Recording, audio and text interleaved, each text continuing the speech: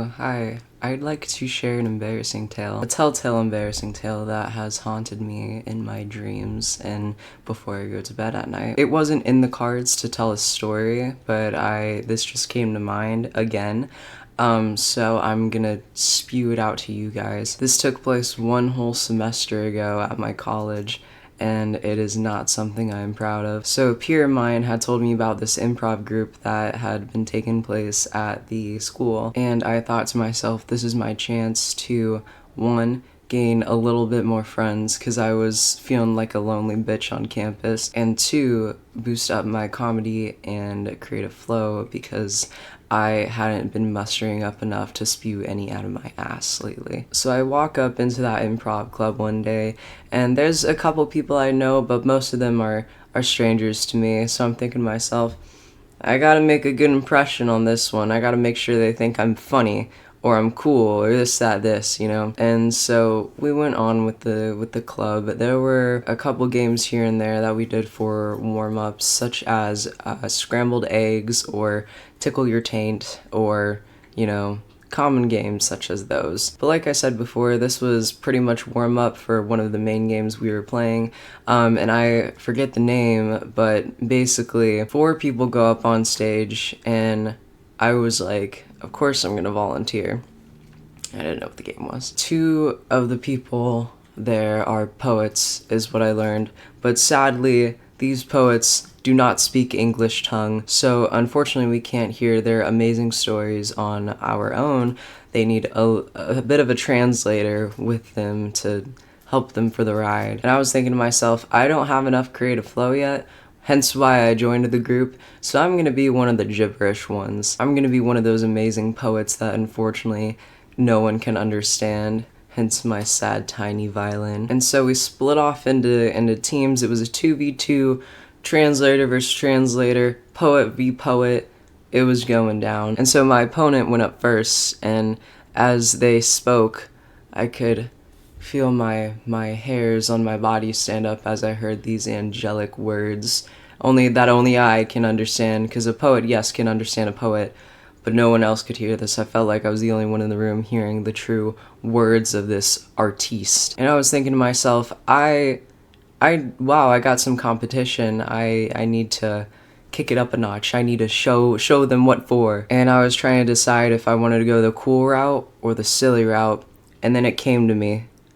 The most epic idea I thought possible. If you know the show Steven Universe, there is one episode in particular where Amethyst, a crystal gem, gets her gem cracked, and this flubbers up her magic. She doesn't have the magic goop to fix it all up, so she kind of goes haywire, and so does her speech, and she starts to talk in reverse. And I thought that was a cool concept in the show, and this memory of that happening clicked in my head, and I thought to myself, well, I could do that. Yeah. Hey, I could do that one. That's gibberish. And so when my competitor was finished with their amazing performance, I marched up there, chest puffed, cheeks clenched, ready to give them the performance of a lifetime. And I thought in my head, this is it. They're gonna love me after this. I'm gonna get cheers and applause. I'm gonna see myself in the newspaper.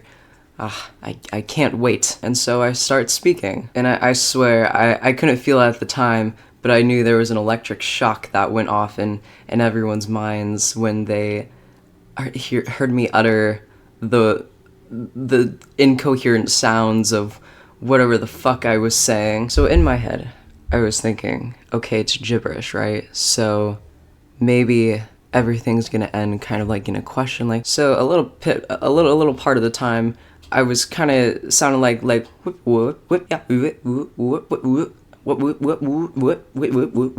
I felt like a fucking robot. I had to do this earlier, so I'm doing it now. Go ahead and check out my brother's YouTube channel, by the way. It's Saint Marin.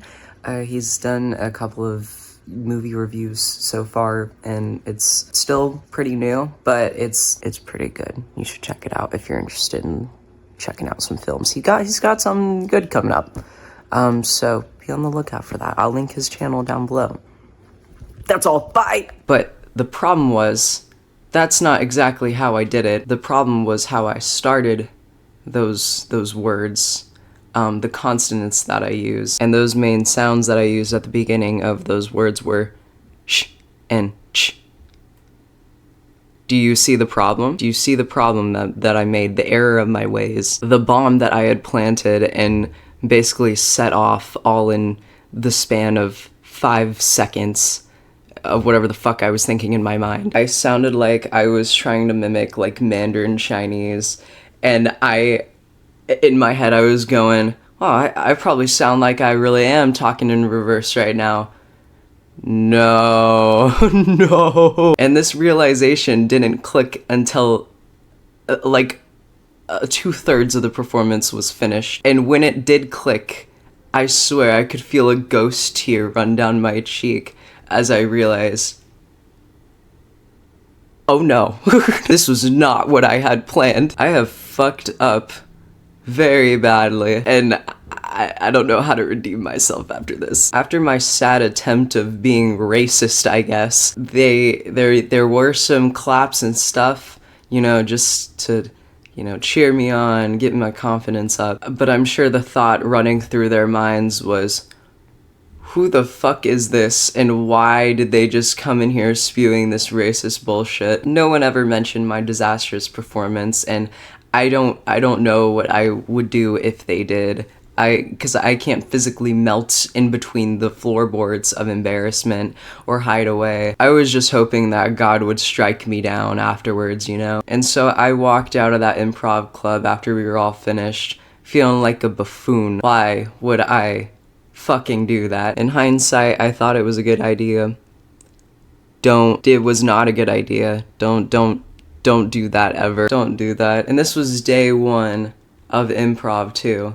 So this was the impression I was leaving on these people, that I was just wanting to get my racism on that day, my bit of freak, my bit of freak, if you will. The lesson we learned today is, don't do that. I'm sure some people can mimic talking in reverse, but I am not one of those individuals, you know? Just learn from my mistakes. Just learn from my mistakes. And maybe this can act as my indirect apology to the improv group if they were to ever watch this video. I'm sorry. I apologize for that, whatever the fuck it was. Even Pepper is over here judging me, aren't you? Yeah.